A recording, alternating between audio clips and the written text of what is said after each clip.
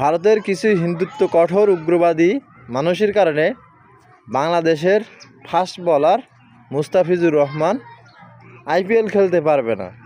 এটাতে আমার কোনো আফসোস নেই।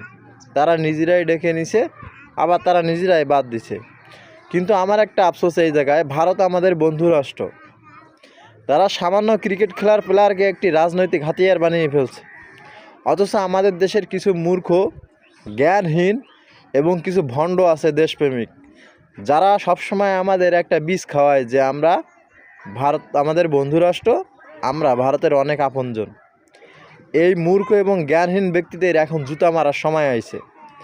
বা আমি বাংলাদেশের সকল জনগণের বলবো, এবার আইপিএল সম্পূর্ণভাবে আমাদের বয়কট করা উচিত। কেননা যে রাষ্ট্রে আমাদের একজন খেলোয়াড়ও স্থান পায় না খেলার জন্য, সেই খেলা নিয়ে আমাদের এত মাতামাতি করার কোনো প্রশ্নই আসে না।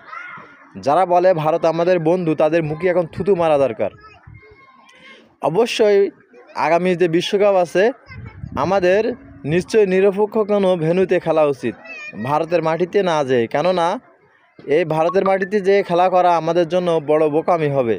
যারা একজন প্লেয়ারের নিরাপত্তা দিতে পারে না, তারা 11 জন প্লেয়ারের অবশ্যই নিরাপত্তা দিতে পারবে না, এটা 100%। তাই আমার কথাগুলো ভালো লাগলে অবশ্যই ফলো দিয়ে সাবস্ক্রাইব করে সাথে থাকবেন। ধন্যবাদ।